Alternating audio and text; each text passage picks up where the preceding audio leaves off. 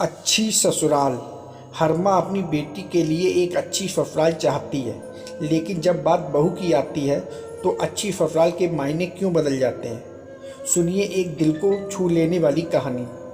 कविता की बेटी सीमा का रिश्ता तय होने के बाद उसकी पड़ोसन नीलम बधाई देने कविता के घर आई। बहुत बहुत बधाई हो कविता, सीमा का रिश्ता तय हो गया है। यह जानकर बहुत खुशी हुई। बहुत भाग्यशाली है अपनी सीमा, बहुत ही अच्छी ससुराल मिली है उसे।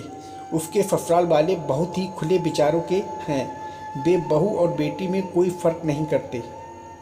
उनका कहना है कि बहू जो चाहे वो पहन सकती है, चाहे साड़ी पहने या सलवार सूट, किसी भी प्रकार का कोई बंधन नहीं है।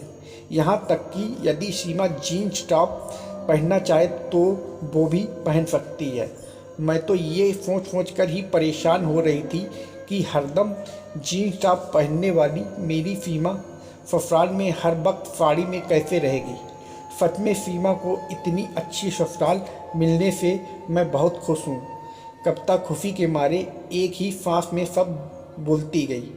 नीलम को याद आया कि जब वो पिछली बार कविता के यहाँ आई थी तो अंदर से आती कविता की आवाज़ सुनकर दरवाजे पर ही ठिठक गई थी।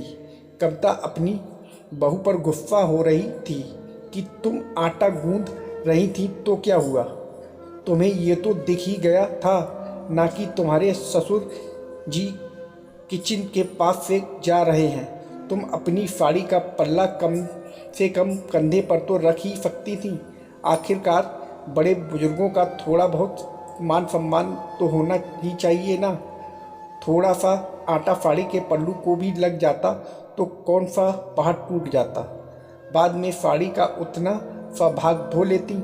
लेकिन आजकल की बहुओं को बड़े बुजुर्गों का सम्मान करना आता ही कहाँ है। नीलम मन ही मन सोचने लगी कि कविता की बेटी को तो अच्छी ससुराल मिल गई, लेकिन कविता की बहू का क्या।